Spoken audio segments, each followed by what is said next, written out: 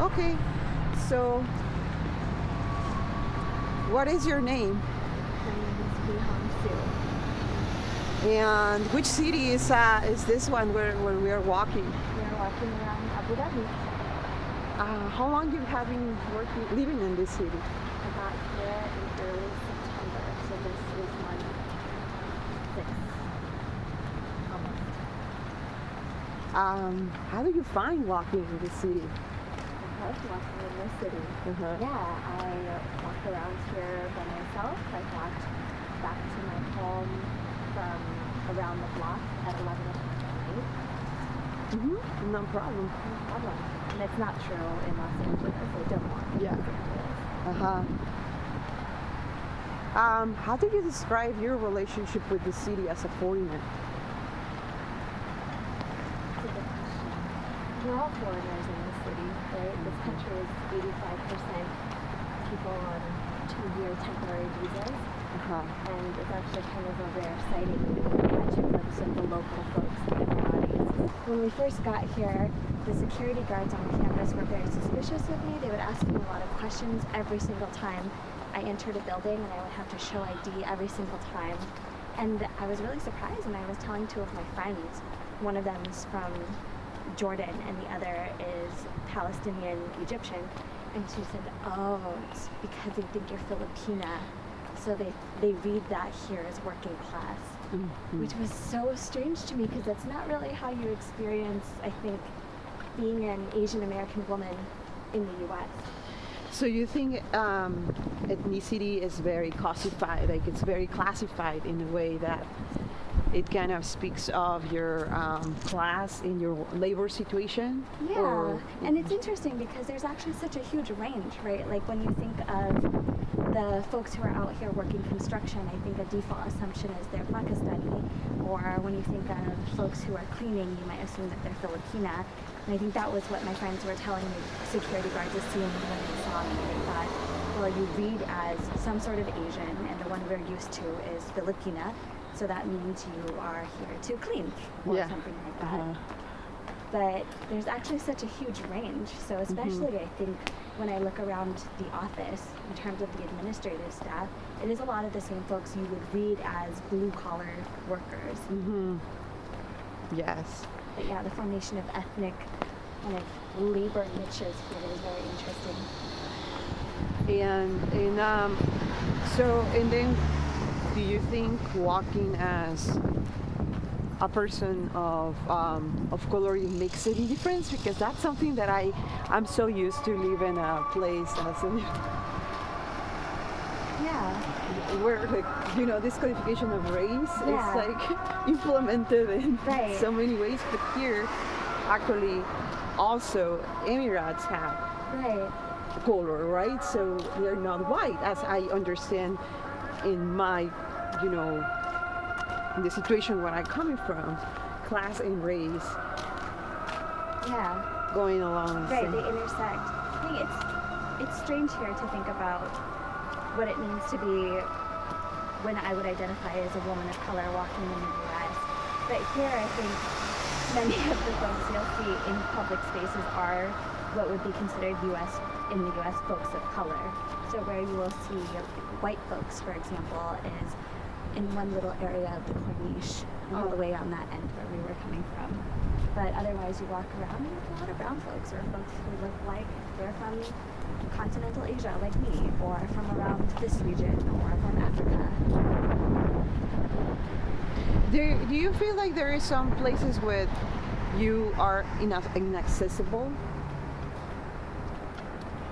Not sure. or are inaccessible to you either by gender or because, mostly by gender. I think. Yeah, I mean, so when we get off the bus, which is, I think, on this street, actually, I think this is Hamdan Street. When we get off the bus and then I walk home, we pass through an area that's a little bit like this, but the buildings are closer together, the boulevards are not quite as big, they're just really small streets. They're very crowded, and it's a very masculine space. So especially near this little mosque, when I get off the bus, it's the sunset call to prayer like we were just seeing, but then you see men start to kind of flock over as they're hearing the call, and then I picture and just kind of cross the street. I'm not walking amidst all these men trying to come to prayers, but there's nothing here that makes me really as uncomfortable in Yeah. the same way as it does in the US or other countries. Right now we're in front of one of these malls, like this idealization as well of the Occidental beauty, like the standards, the beauty standards of an Occidental woman. Do you think they're also, women here are affected by that? Do you think, or they have their own? This is the first time that I've noticed one of these. I think the ones near the place where we live is actually of folks who are wearing a hijab, and it's more folks I would read as Arabic or from the region. So this is not really the one that I'm used to, but I also might not be paying as much attention. Yeah, culture. Yeah, so it's interesting, you know, when you go into the malls here and you see all these lingerie shops and whatnot. First time I came here, I thought, who is this for? Yeah. Who is buying this stuff? But then some friends were watching this TV series. But it's empty. Well, we might be closed, right? I think so. Yeah. But Yeah. also the malls are not as crowded as we would imagine. Okay. But my friends were telling me about this series called Justice on Netflix, and it's about an Emirati lawyer. And they said there was a scene where she came home and she took off the abaya, and she was wearing basically what you see in the malls that you're not sure who's buying, plunging necklines and bareless or backless shirts and things like that. And it's the idea that they're still into fashion, but it's not for the male gaze. Okay. Yeah, I thought that was pretty cool. But you know, it's almost like it's very difficult to study up, and they are the top strata of the society, so it's very difficult to peer into what their personal lives are like. Yeah, so there's a whole fashion line when it comes to abaya, and the folks there underneath Oh that. yeah, they're very beautiful. Yeah. Like, look at those black ones. Yeah, they're very stylish. Yeah. They're signaling a lot of things. It's just my eye is untrained to reading what the signal is. Yeah.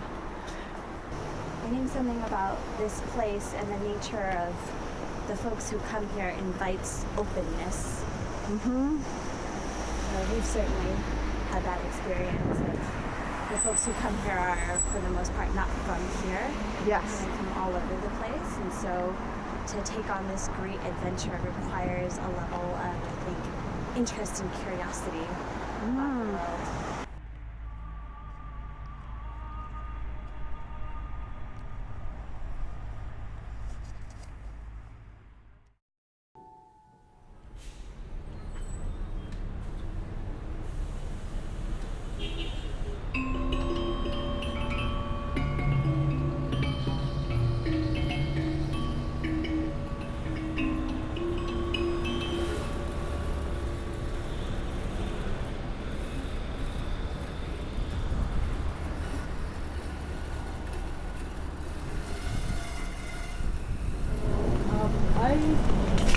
My family has been living on this block for 51 years now, and so I'm very familiar with this place. It looks a lot smaller than when I first got here. Like, the buildings look smaller. You know, when you're a little kid, everything seems very big. And when we were kids, we went to this church, which is Emmanuel Baptist Church, and then there was another church around the corner that I went to that maybe we'll just walk by and talk about that a little bit.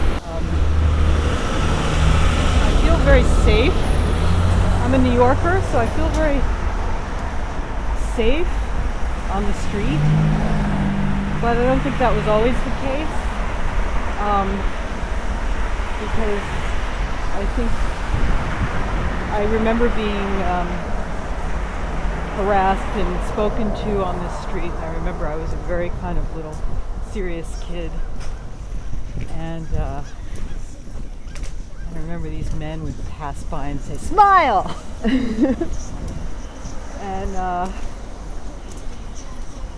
And I just, I was a preteen and I had kind of low self-esteem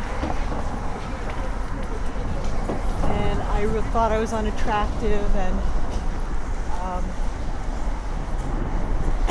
I really resented them, for speaking to me when they didn't know me and for being so, aggressive. So that did happen to me, but in terms of being on the street in New York,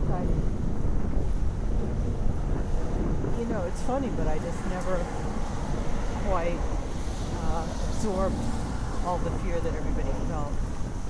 I just remember going places with my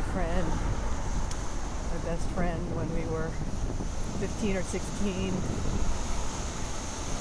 I'd go spend the night at her house. She lived on the Upper West Side. And take the train at 1 a.m,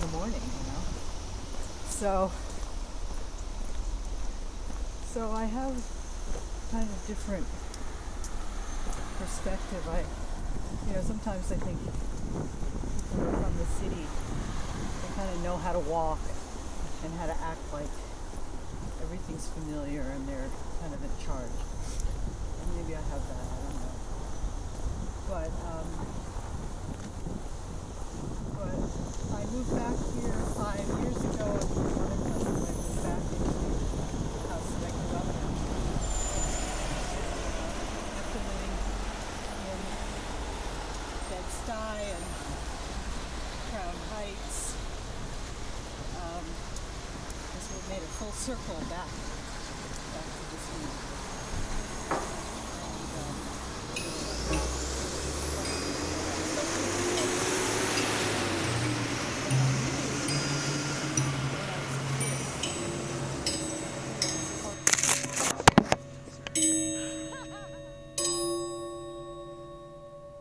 So what's your name?